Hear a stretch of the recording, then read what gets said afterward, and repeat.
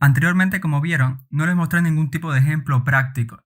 Simplemente les dije la sintaxis y más o menos para qué funcionaba, ¿no? ¿Qué hacía? Que básicamente se utilizaba el if y el else para el control de flujo. Pero no vimos ningún ejemplo práctico. Y esto es porque también antes de conocer el ejemplo práctico tenemos que saber cómo interpretar una condición. O sea, esas condicionales que deben utilizarse para definir si el flujo de ejecución de un programa debe ir por un lugar o otro, se determina con el código de finalización de un comando. Por ende, en este capítulo vamos a ver qué es el código de finalización. Puesto que si el código de finalización de un comando es correcto, se ejecuta el if o el if, entra dentro de la condición y se interpretan las sentencias de lo que vimos anteriormente. Y si es incorrecto, no. Y bueno, el código de finalización es sencillo. El 0 en bash es un código de terminación correcto. El 1, o sea, del 1 al 255 puede ser también, no tiene que ser porque necesariamente 1, es un error en el código, o sea, básicamente es un código de finalización incorrecto.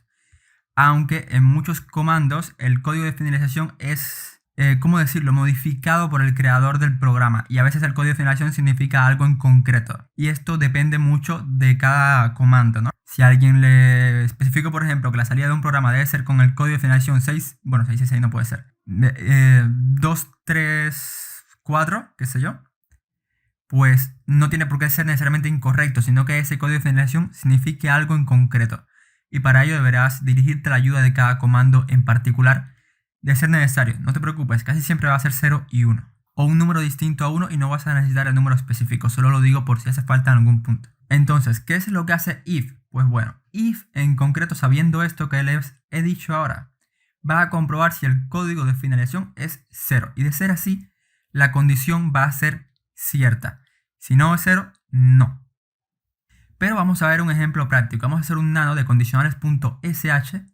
Vamos a decirle que queremos que este script se ejecute con bin bash. Vamos a poner un comentario para especificar que estos son condicionales. Y bueno, primeramente vamos a hacer un if pwd.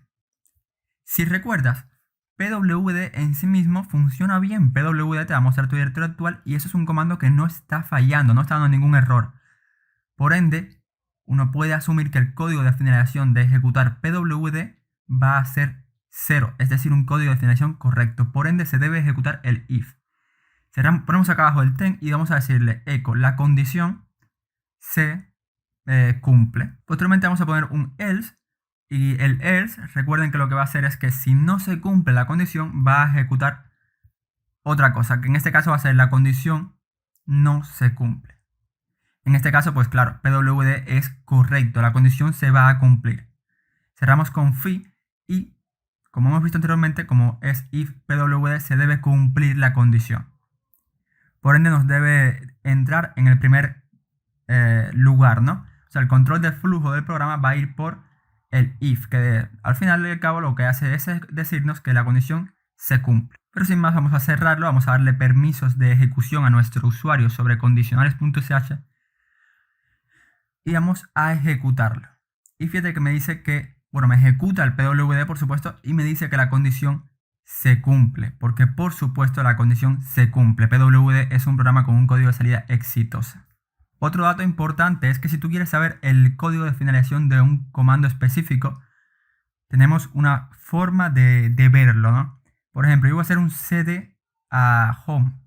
Este comando es correcto, por ende voy a hacer un echo $interrogante. Fíjate que me dice 0.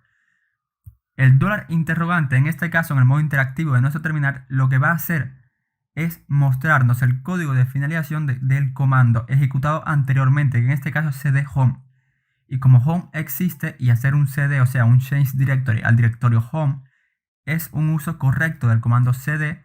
Por supuesto que el código de salida, o sea, el código de terminación del comando, porque el comando termina, no se queda esperando, sino que ha terminado. Y el código de finalización va a ser 0, porque es correcto. Para dar un caso distinto, podemos hacer un cd directorio inexistente, y esto sí es incorrecto, porque directorio inexistente no existe. Es un directorio que me acabo de inventar. Y fíjate que me da un error. Así que vamos a hacer un echo de $interrogante. Fíjate que ahora me dice 1, que es el código, bueno, de 1 a 255 puede ser de errores. Casi siempre va a ser 1. Y 1, bueno, pues es un error. Por ende, en este caso no se interpretaría el if, no entraría dentro de la variable if porque no se cumple la condición.